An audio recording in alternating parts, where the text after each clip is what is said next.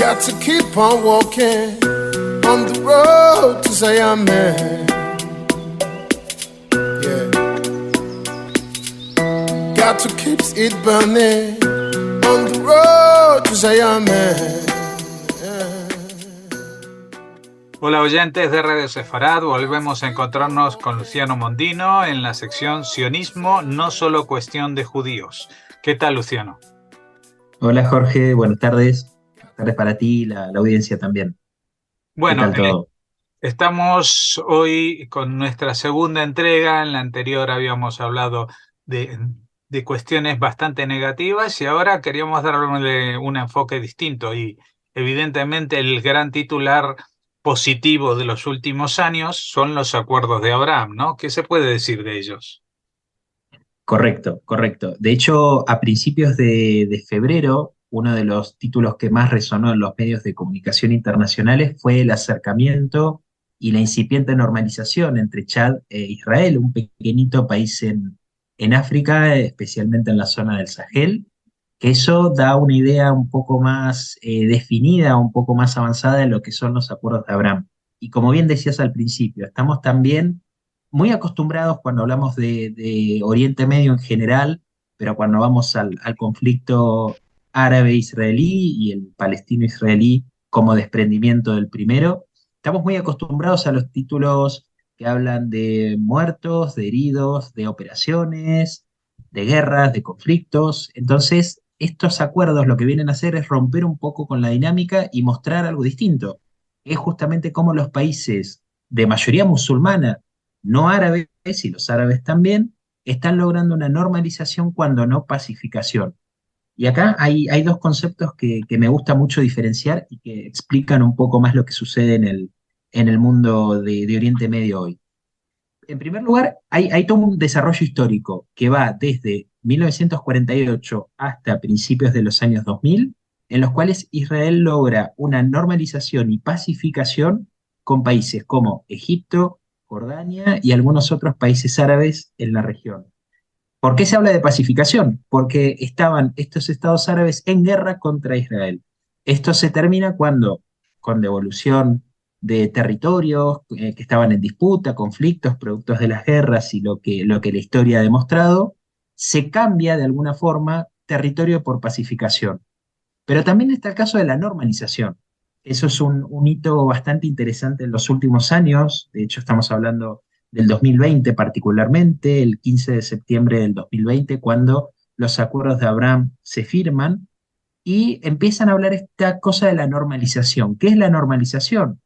Justamente volver a entablar relaciones diplomáticas, políticas, comerciales, económicas, turísticas, con los países con los cuales o había mala relación o simplemente no había.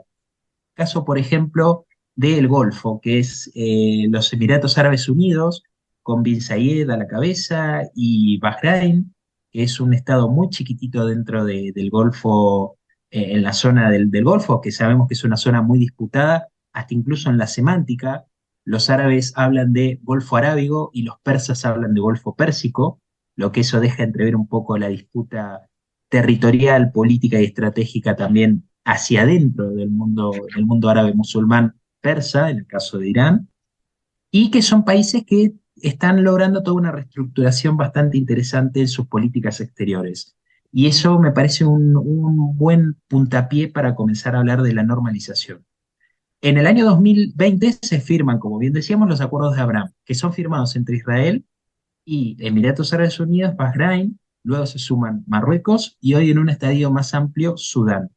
Esto quiere decir que Israel logra la normalización con dos países del Golfo que son muy importantes, simplemente y ni más ni menos, porque en esa zona está el control estratégico de un punto muy importante y muy central, que es el estrecho de Hormuz.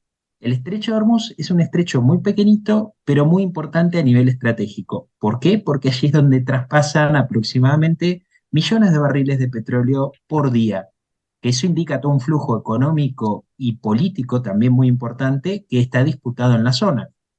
Esto demuestra que los estados árabes del Golfo, especialmente, están comenzando a recalibrar todas sus políticas exteriores para adoptar mayor pragmatismo, en diferencia de lo que es mayor o los mayores dogmatismos, o como yo llamo a veces, ataduras ideológicas de los últimos años. Entonces, en ese sentido, los acuerdos de Abraham vienen a romper con eso, vienen a romper con ese esquema dogmático para abrazar políticas exteriores más pragmáticas, también acompañada de cambios verdaderamente generacionales y de forma de pensar y actuar en muchos de estos líderes árabes. En el caso del Golfo me refiero puntualmente si Arabia Saudita se incorpora a estos acuerdos o no. Hay una idea de que sí, que se van a incorporar en los próximos años, esperemos más temprano que tarde, pero sin duda es todo un nuevo paradigma político que hace al control del Golfo. Hay un segundo aspecto que también, antes de pasar a África, me gustaría comentar, que es la cuestión estratégica de Irán. Dentro del mundo islámico, a veces hay una gran confusión de hablar de árabes, musulmanes, como si fueran todo lo mismo, pero lo cierto es que el mundo islámico es un mundo para nada homogéneo y que está dividido no solo en diferentes tableros étnicos y culturales, sino también religiosos y visiones de ver el Islam. Dentro del Islam hay dos corrientes grandes, que es el sunismo y el chiismo. El sunismo representa un poquito más del 90% de todos los musulmanes alrededor del mundo. Y el chiismo, que lo representa Irán, que está ubicado especialmente en la zona de lo que es Irán, esa herencia del imperio persa y el control de esa zona, está ubicado especialmente el poderío más grande que Irán tiene, que es el control de ese mundo chiita. El control del mundo sunita, del mundo musulmán sunita, lo tiene Arabia Saudita, que es a través del Consejo de Cooperación del Golfo quien lleva todo, digamos, en andanza sus políticas exteriores de todo el Golfo, quiere decir Kuwait, Omán, Emiratos Árabes Unidos, etcétera. Qatar, por ejemplo, Qatar que fue uno de los países más hablados en los últimos meses por el Mundial. Todos estos países que responden al Islam sunita, que están seriamente enfrentados no solo por el poderío estratégico, también por el religioso, a los chiitas de Irán.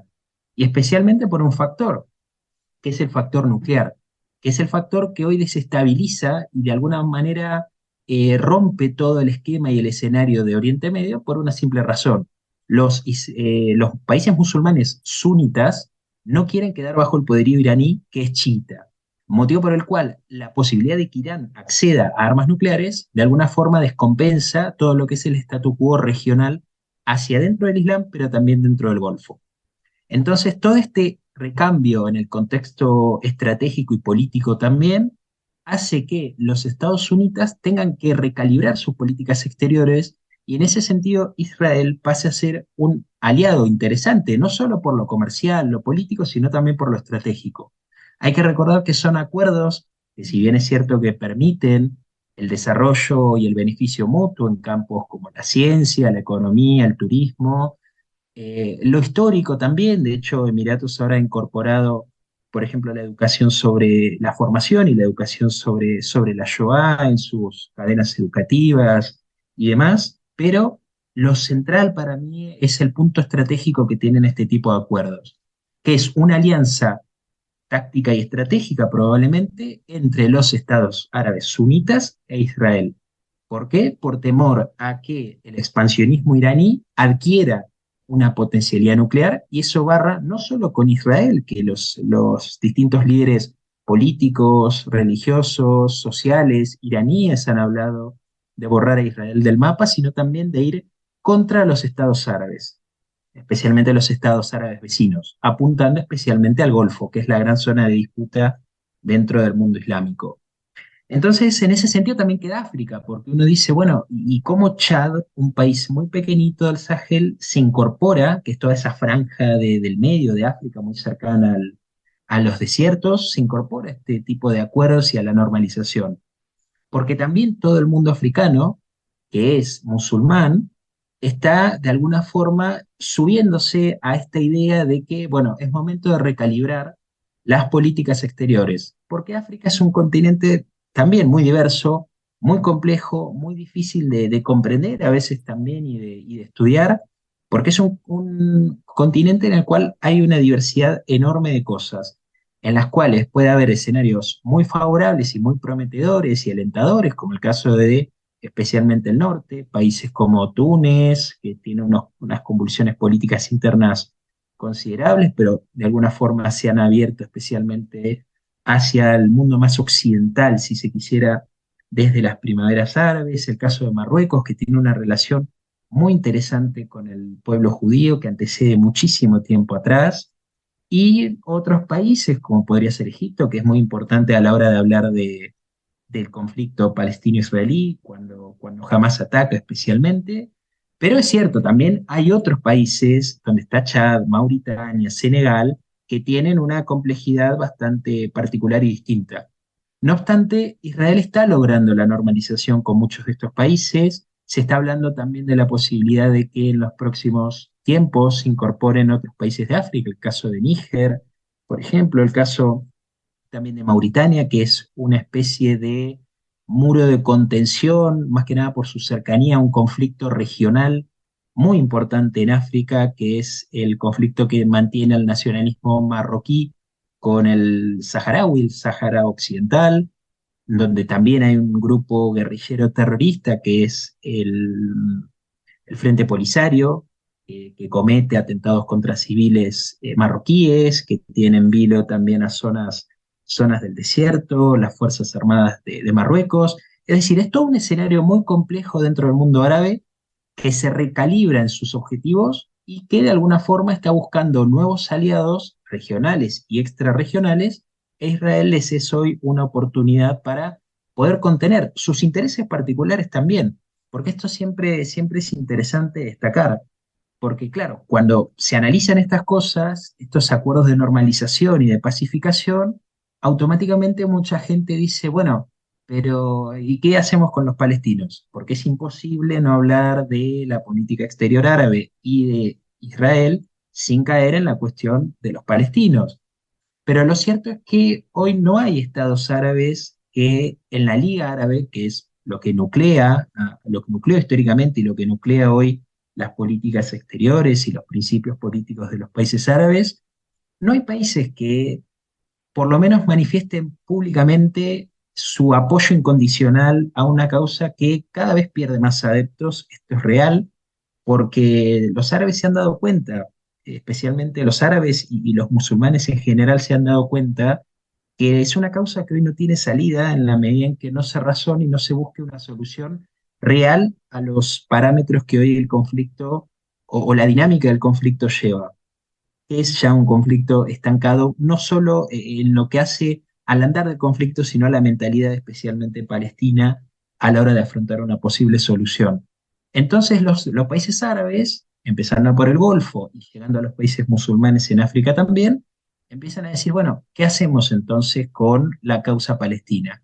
Pueden los países árabes, de hecho Emiratos Árabes lo ha hecho Bahrein, lo ha seguido haciendo Arabia Saudita, pueden apoyar, de hecho han hecho declaraciones, informes de distintos ministerios sobre la cuestión palestina, pero esto no les habilita, o mejor dicho, no los limita a poder mantener relaciones con Israel, que era algo que hasta hace un tiempo estaba en ellos prohibido también.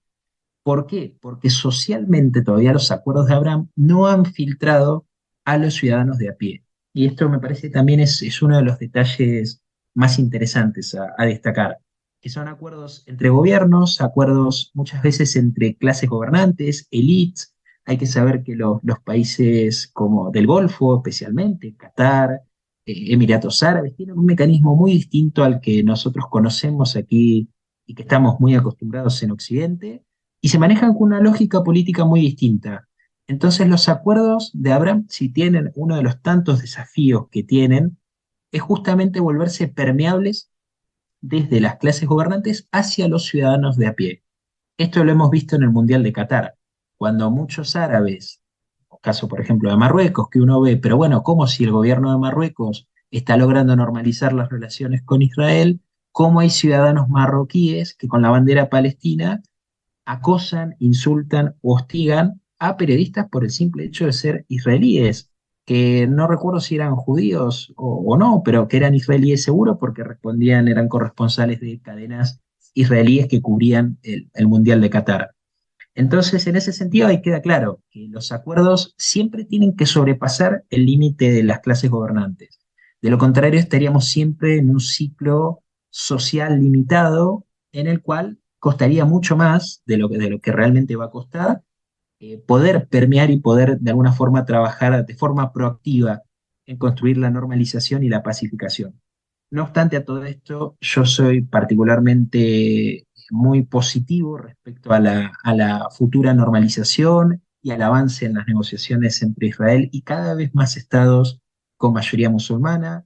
Va a haber, creo que, alentadoras noticias con Arabia Saudita, va a haber también alentadores noticias con países de África que van a empezar también a normalizar dentro de poco y que sin duda van a profundizar toda esta nueva tendencia de empezar a trabajar por políticas exteriores más pragmáticas, desamarrar los dogmatismos y poder trabajar en políticas exteriores del siglo XXI y no del siglo XX o ancladas a 1948, que es lo que mucha gente todavía continúa haciendo por error, pero bueno, eso no hace más que catalogarlos como algo, como factores contracíclicos en un contexto que es realmente imparable. La normalización es tan positiva en su balanza comercial, turística, política, regional, que tiene muchos más beneficios que cualquier tipo de intención contracíclica que los adversarios a la normalización y pacificación tengan. Así que en eso creo que hay un futuro muy próspero para Oriente Medio en general.